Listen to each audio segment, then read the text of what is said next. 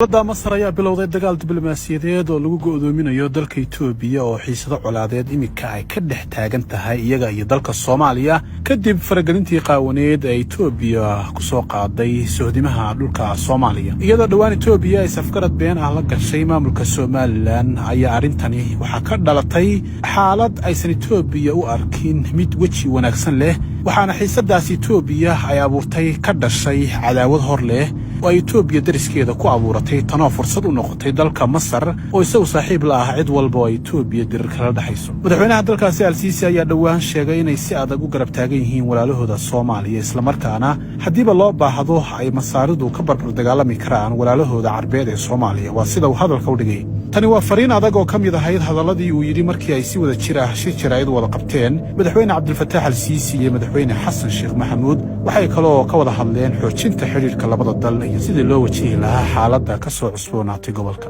siyaasiyiin iyo xildhibaano ayaa ku ammaanay xiriirkan wuxuuna Dr. Jamaal Salaama oo ka warramaya maamulka gooni ugoosadka ee Somaliland oo sheegtay inay ka go'een Soomaaliya inteeda kale tan iyo sagaashamaadkii inkastoo aysan jirin dawladda ixtiraaftay Somaliland oo Soomaaliya madaxbanaaneedu waa muqaddas maadaama ay xubin ka tahay ururka jaamacadda Carabta Jamaal Salaama waxa uu intaas ku daray in Soomaaliya aysan awood u lahayn inay dhulkeeda oo dhan maamusho ama difaacdo waana halka Itoobiya uu damacu ka galay iyadoo haatan ay doonayso Itoobiya inay badda cas marin ka hesho iyadoo u soo maraysa dhinacaas iyo maamulka Somaliland isagoo hadalkiisa sii wata waxa uu yiri xaaladda Soomaaliya ka jirta waxay la mid tahay ama u yara dhowdahay tan Yaman oo way adag tahay in Soomaalida siyaasad lagu maamulo sida Yaman oo kale haddii ay xaaladda Somaliland ka taagan ka sii darto oo uu dagaal ka dhex qarxo Itoobiya iyo Soomaaliya way adag tahay in la xakameeyo dagaalkaas una malayn maayo in dagaalka Soomaalida ay mahadin doonto Itoobiya oo iyada lafteeda waa Itoobiya ayaa waxa dhibaato ka haysataa gudaha dagaalo qowmiyadeed ayaa ka dhex socda gudaha Itoobiya oo aan loo hayn waxa fariimahan uu madaxweyne Siisi u diray Itoobiya ay u muuqdaan kuwa muujinaya xuduudda dawladda Masar Dr. Maxamed Abu Ceela madaxa xisbiga Carabta Naasiriyiinta ayaa sidoo kale bogaadiyay fariimaha madaxweyne Al-Sisi intii uu socday shirkii jaraa'id uu la yeeshay dhigiisa Soomaaliya ee ku saabsanaa xadgudubka ay Itoobiya ku hayso Soomaaliya qayb kamid ah dhulkeeda isagoo carabka ku adkeeyay in fariimahaasi ay muujinayaan awoodda dawladda Masar ee fog iyo midda dhowba madaxweyne Al-Sisi had iyo jeer waxa hadaladiisa adag laga dheehan karaa oo qof kasta tusaya siyaasadda Masar ee dhisan ee degan iyo in Masar ay taageerto madaxbanaanida dawladaha isla markaana ay si cad u diido dawlad kasta oo gobolka ka dhisan in arrimaheeda soo farageliso dawlad kale waxayna had iyo jeer ka shaqaysaa xoojinta nabadda la kulanka madaxweyne Siisi dhigiisa Soomaaliya Xasan Sheekh wuxuu daliil u yahay in Masar ay si weyn saameynteedii wali uga jirto geeska Afrika wuxuuna kulankan uu ahaa mid lagu xoojinayo xiriirka Masar iyo Soomaaliya kor u qaadista nabadda iyo amniga Soomaaliya ciribtirka argagixisada si loo gaaro himilooyinka la hiigsanayo horumarinta iyo xaqiijinta himilooyinka shacabka Soomaaliyeed ee ku aadan mustaqbalka wanaagsan wasiir ku-xigeenkii hore ee arrimaha dibadda Danjire Cali Al-Xafni ayaa xaqiijiyay in khudbaddii madaxweyne Cabdilfataax Al-Sisi ka jeediyay shirkii jaraa'id ee wada jirka ahaa kadib kulankii uu la qaatay madaxweynaha Soomaaliya wuxuu ahaa fariin loo diriyay Itoobiya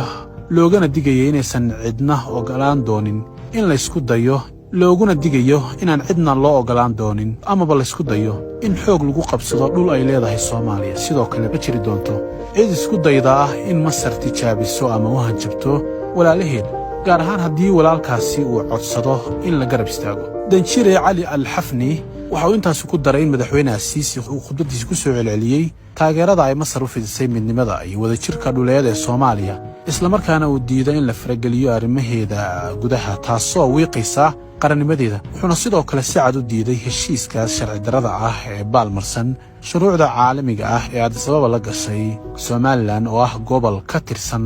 dhulweynaha Soomaaliyeed Al-Xafni ayaa tilmaamay in madaxweynaha Soomaaliya uu u tagay Qaahira inuu la kulmo madaxweyne Siisi si wada tashi looga yeesho arrimaha soo cusboonaaday ee Itoobiya iyo Soomaaliya iyo waliba sidii Masar ay uga caawin lahayd Soomaaliya xagga diblomaasiyadda dhaqdhaqaaqyada laga sameeyo fagaarayaasha caalamiga ah gaar ahaan golaha ammaanka ee qaramada midoobay si looga jawaabo daandaansiga Itoobiya midnimada iyo wada jirka dhuleed ee Soomaaliya jamhuuriyadda federaalka Soomaaliya ayaa saaxiib dhow la ah Masar waxayna xiriirkooda soo jireenka ahi u sahlaysaa inay taageerto dhibaatada ay ku jirto haatan Soomaaliya kadib markii Itoobiya ay ku xadgudubtay madaxbannaanideeda mowqifka qaahire ee ilaalinta mabaadida iyo weliba ixtiraamka axdiyada iyo xeerarka caalamiga ah waa mid cad. waxaa taa u raaca in Masar mar kastaaba ay doonayso xasiloonida dalalka deriskeeda ah, gaar ahaan qaaradda Afrika. balse arrinta ah in Itoobiya uu damac ka galo dhul Soomaaliyeed waxa ay tahay wax laga yaabo oo mudnaa in la cambaareeyo, waayo waxaa loo arkaa weerar toos ah oo ay ku soo qaaday deegaan iyo dal ka tirsan midowga Afrika, ururka IGAD, suuqa bariga iyo koonfurta Afrika ee COMESA loo soo gaabiyo, isagoo madaxweyne Siisi dhinaca kalena ka digay in Addis Ababa haddii ay aqoonsato Somaliland ay ka dhigan tahay in Itoobiya ay taageersan tahay goosashada iyo kala qaybinta dhulka Jamhuuriyadda Soomaaliya. dhanka kale, Masar ayaa gabi ahaanba diidan kala qaybinta Soomaaliya iyadoo tixgelinaysa xiriirka dhow ee ka dhexeeya labada dal ee soo jireenka ah. inkastoo falka Itoobiya ku kacday uu ka hor imaanayo shuruucda ama heshiisyada caalamiga ah iyo mabaadida iyo ujeedkii loo aasaasay hay-adaha qaramada midoobay, waxa uu ka digay in Itoobiya ay ku shaqayso siyaasad hal dhinac ah iyo go'aan iyada kaliya u gaara, sidii ay horeba ku samaysay arrintii biyo-xidheenka webiga ee weli khilaafkiisu dhammaanin,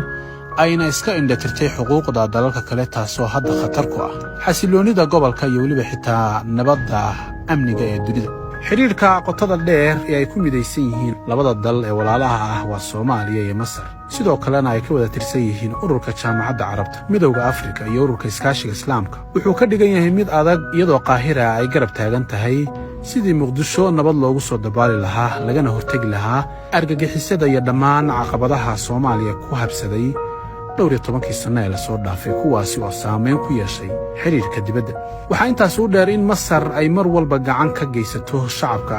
Soomaaliyeed dhibaato kasta iyo masiibo kasta, ha noqoto mid siyaasi ama mid bini'aadantinimo. xiisadahan dartood ayaa tiro badan oo ka mid ah mudanayaasha golaha wakiilada ay ka dhawaajiyeen halka ay Masar ka taagan tahay xiisadda khatarta ku ah xasiloonida geeska Afrika, waxayna carabka ku adkeeyeen in Somaliland ay tahay qayb ka mid ah dhulka Soomaaliya, maadaama Dr. Ayman Muhassab oo ah ku-xigeenka gudaha arrimaha carabta ee aqalka sare uu dhankiisa ku nuuxnuuxsaday muhiimadda ay leedahay kulanka ay isugu imaanayaan madaxweyne Cabdulfataax al-Siisi iyo madaxweynaha Soomaaliya Xasan Maxamuud, isagoo tilmaamay in kulankaasi uu ku saabsan yahay ka doodista dhowr arrimood oo ay ka mid yihiin xoojinta xiriirka labageesoodka ah ee labada dal, qaabkii loo horumarin lahaa iskaashiga wadajirka ah, sii wadidda iyo xoojinta isku xidhnaanta dhinacyada kala duwan iyadoo laga ambaqaadayo xiriirka taariikhiga ah ee labada dal, iyo sidoo kale xaaladda gobolka gaar ahaan geeska Afrika. Muhassib oo ka tirsan golaha baarlamaanka ee Masar ayaa sheegay in Masar mowqifkeedu adag yahay,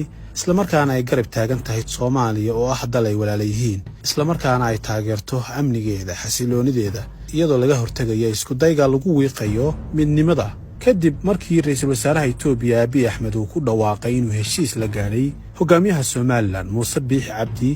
heshiiskaas oo Itoobiya u ogolaaday muddo 50 sano ah inay hesho marinbiyood ku yaala badda cas oo dhererkeedu dhan yahay 20 kilomitir, iyadoo sidoo kalena adeegsanaysa dekedda Berbere, isla markaana halkaas ka furan rabta saldhig military. arrimahaas oo dhan ayay dowladda Itoobiya kaga bedelatay inay si rasmi ah Somaliland ugu aqoonsato jamhuuriyad madax bannaan. xildhibaanka ayaa intaas ku daray in dhaqdhaqaaqyadaasi ay halis ku yihiin midnimada, qaranimada iyo wadajirka dhuleed ee Jamhuuriyadda Federaalka Soomaaliya, sida uu qabo dastuurkeeda iyo axdiga midowga Afrika iyo qaramada midoobay, isagoo carabka ku dhuftay in ixtiraamka madaxbannaanida Soomaaliya ay tahay furaha nabadda geeska Afrika.